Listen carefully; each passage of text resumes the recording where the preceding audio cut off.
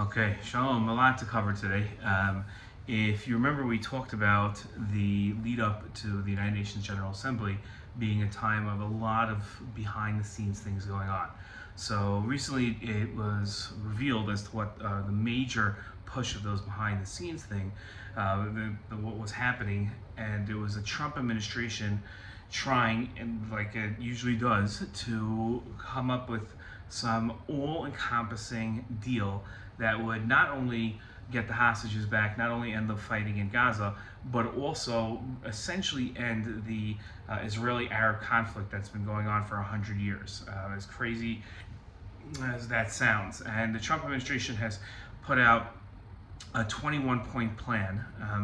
It's been given to the Israelis, it's been given to the Arab countries. Hamas claims that it hasn't been given to them, but I find that hard to believe. And this is the summary of the plan. Immediately upon signing the deal, all 48 remaining hostages, 22 that are alive, 28 that are dead, would be released to Israel immediately. There would be a ceasefire, and that would end the war. And then there would be a roadmap, meaning there's a plan out there, but it's not solidified, as to what would happen in Gaza in terms of post-war security and governing Gaza. Hamas would not be allowed to have any future role in governing Gaza, and any Hamas members that agreed to peace with Israel would be given complete amnesty.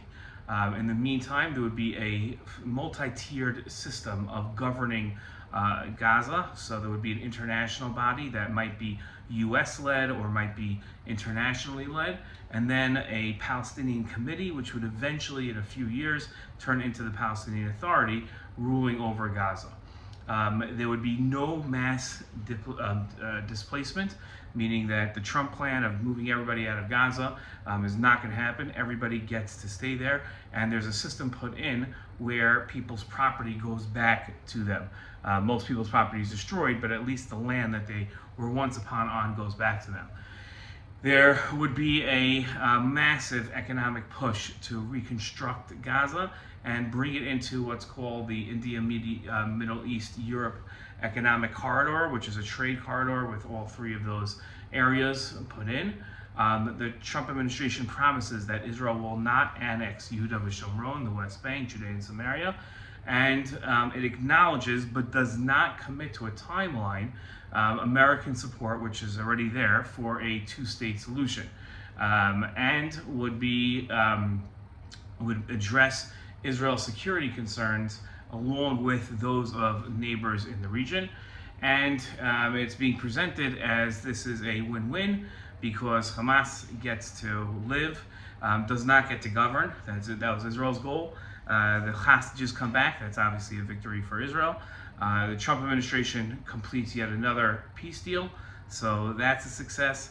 And but the negatives for Israel is there is no annexation of Yehuda v'Shomron, which many Israelis care about, but the overwhelming Israelis would not care about that if it meant the end of the war and the release of the hostages.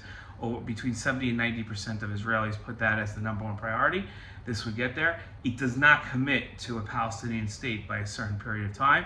That's somewhat of a victory for Bibi Netanyahu, but Israel's most extreme right would not agree to this deal and would probably collapse the government, meaning the ministers of Ben Gvir and Smotrich's parties would probably pull out of the government at the commitment to even just saying that there would be a Palestinian state, even if it would be highly unlikely it would ever come to fruition.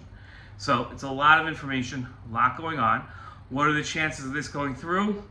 I wouldn't put it too high. The Hamas would be agreeing to lose the war. That's what this entails. By giving up the hostages, they give up any leverage they have. By giving up Gaza, they show that October 7th was a failure because they're in a worse situation than they were going forward. And the only thing it's giving Hamas is the ability to live, which doesn't seem like something they really care about that much. So that's the plan that's on the table. Steve Witkoff is in charge. He's the American negotiator on the Middle East. He's in charge of pushing this deal. Prime Minister Netanyahu has a massive, hugely important meeting with President Trump on Tuesday, where President Trump will try to get him to commit to this deal. I don't know how Prime Minister Netanyahu could without collapsing his government, so then it wouldn't happen. Interestingly enough, Yair Lapid, the opposition leader, has promised not to try anything. He would go along with this and wouldn't criticize Prime Minister Netanyahu for this deal. So a lot happening and a lot in the air, a lot of things that we have to be seen.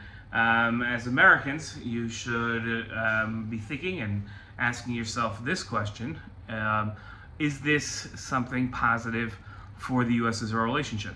Is this plan a good idea? Now, don't take it from Israel's perspective.